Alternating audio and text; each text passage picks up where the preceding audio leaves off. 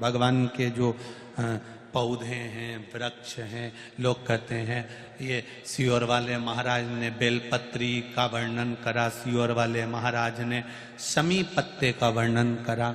शमी जिसमें कांटे लगे होते हैं, जिसको लोग खेजड़ी कहते हैं राजस्थान में, शमी जिसमें कांटे लगे हैं, जिसको लोग खेजड़ी कहते हैं,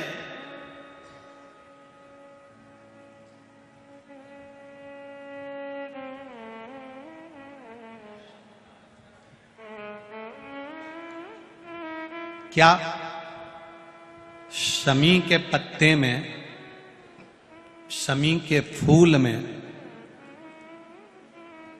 शमी का जो फूल होता है वो गुलाबी कलर का होता है। आस्था चैनल पर जितने लोग कथा सुन रहे हैं, जितने लोग फेसबुक यूट्यूब पर कथा सुन रहे हैं, वो शमी के फूल का दर्शन अवश्य करें। आस्था चैनल वाले आपको दिखाएंगे शमी के फूल का दर्शन, गुलाबी कलर का होता है। और क्या है इसमें ऐसा? शमी के वृक्ष में, शमी के पत्ते में, शमी का पौधा, शमी का वृक्ष, आखिर इसकी इतनी प्रबलता क्यों है? रामचरितमानस को उठाकर देखिए, बाबा लिखते हैं राम जी महाराज जब रावण को मारने के लिए लंका पर चढ़ाई करते हैं, और लंका अधिपति पर जब चढ़ाई करने लगे, लंकेश पर, लंका पर जब चढ़ाई करी, तब भगवान शंकर उस जगह पर नहीं दिखे। तब मेरे राम जी ने शमी के पेड़ को प्रणाम करा और कहा, हे भोलेनाथ, आपको मैं शमी के वृक्ष में मानकर प्रणाम कर कर लंका पर चढ़ाई कर रहा हूं। और उस शमी के वृक्ष को नमन कर कर मेरे राम जी लंका पर चढ़ाई कर देते हैं, विजय प्राप्त करते हैं, जीतते हैं। और वापिस जब आते हैं, वापिस जब अयोध्या जाते हैं, तो मन में आया कि मैं अयोध्या के वासियों को दूं क्या? स्वर्ण बांटा। माता कौशल्या जी ने, माता कैकेयी जी ने, माता सुमित्रा जी ने स्वर्ण बांटा। राम जी से पूछा गया, संतों ने, साधुओं ने, तपस्वियों ने, ऋषियों ने पूछा, हमें स्वर्ण नहीं चाहिए, पर स्वर्ण की कीमत के बराबर कोई ऐसी वस्तु दी जाए जो स्वर्ण की कीमत से भी परिपूर्ण हो। तब एक शमी का पत्ता मेरे राम जी ने संतों को, ऋषियों को, साधुओं को दिया। एक शमी का पत्ता। आज भी जिस दिन रावण मरता है, रावण को जिस दिन जलाया जाता है, क्या बोलते हैं उसको? विजय दशमी। विजय दशमी के दिन शमी का पत्ता, अब इधर का नहीं मालूम इधर देते कि नहीं देते, पर हमारे उधर नियम है, शमी का पत्ता विजयदशमी के दिन आज भी लोगों को दिया जाता है। क्यों देते हैं? उसका कारण क्या है?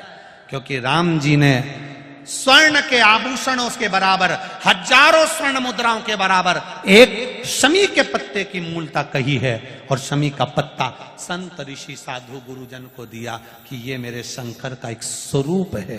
ये शमी का पत्ता नहीं, ये वैभव को प्रदान करने वाला, एक आनंद सुख देने वाला। केवल एक कथा नहीं है शमी के वृक्ष की।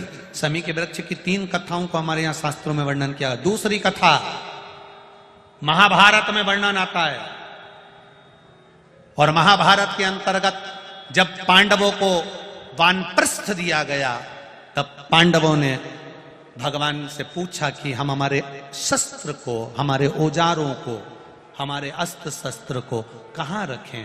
तब भगवान कृष्ण ने शमी का पेड़ बता दिया। शमी के वृक्ष के नीचे पांडवों ने अपने अस्त्र शस्त्र उस शमी के पेड़ के नीचे गाड़ दिए।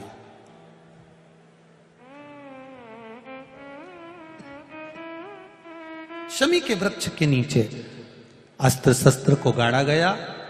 जब वानप्रस्थ पूरा हो गया, पांडव वापिस आए, शमी के पेड़ के नीचे खोदा गया, और खोदने के बाद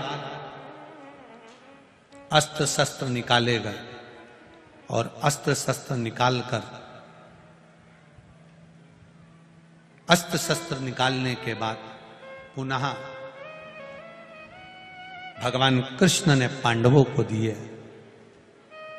पांडवों ने उन अस्त्र शस्त्र की पूजन शमी के वृक्ष के नीचे करी तो भगवान कृष्ण ने कह दिया, आज आपने पूजन करी है, विजयदशमी का जो दिन होगा लोग अपने घरों में शस्त्र की पूजन करेंगे, शमी के पत्ती का स्मरण करेंगे, उसके घर में कभी संपदा की कमी नहीं होगी और वीरता का आनंद होगा।